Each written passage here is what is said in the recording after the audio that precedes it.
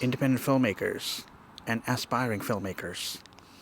Are you struggling for some ideas to make quality content or quality films? Well, stick around.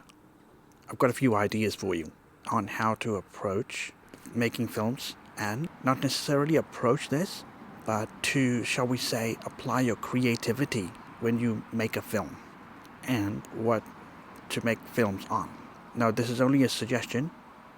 Take it if you want it. You can come up with your own. And that is the subject of this episode. Welcome, story lovers, to the Story Dude Show with your host, Jared Dean Winchester, bringing you a fresh set of episodes for the month of May 2023. So let's get right into it, shall we?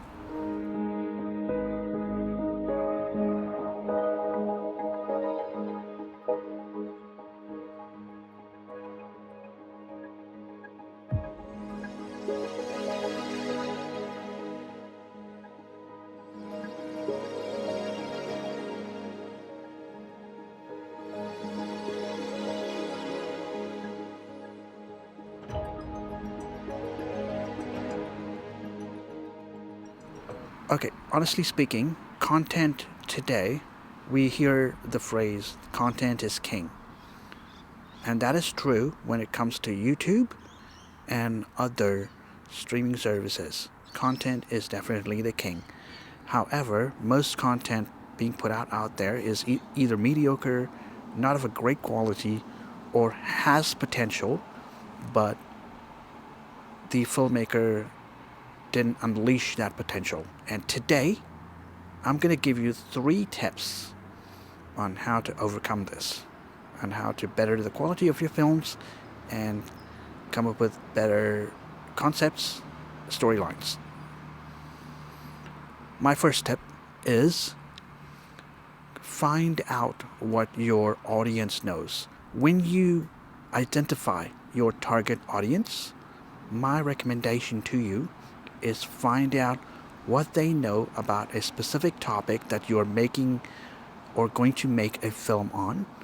Find out what they know and apply your creative spin to that topic. So take what your audience knows about a certain topic and apply your creativity to that film or content or that piece of content. My second suggestion is, what is your message? Think about the message that you want your film to have. So, for example, if your film is about love, don't just default to boy meets girl premises. Now, I know that I've been mentioning this time and time again. Now, I will do so until it ingrains in filmmakers' mind. When you make a film about love, you need to explore the other forms of love that are out there. For example, there's love between siblings, a parent and a child, between friends, between cousins, between our extended relatives, love between individual and their pets. Now, I would not recommend going down the route of turning it into some sort of a intimate sort of thing, if you catch my drift. But what I am going to suggest is, when you write a film about a particular theme, when you have a message that this is all about love, steer clear of the default subject matter that you know, because if the only thing you know is boy meets girl love, you need to diversify that. That's my tip number 2. And tip number 3 is try to ingrain a philosophical message. Now, this ties back to my second tip. Try to go for a philosophical message with your movie. Try to pick something not just universal. This is my 4th tip. Try to pick something that is not just universal, but is also something that is personal to you, but make sure your target audience believes in it, because I see way too many movies where I get the feeling that the filmmaker made this movie for their own self-gratification. They did this for their own self-satisfaction.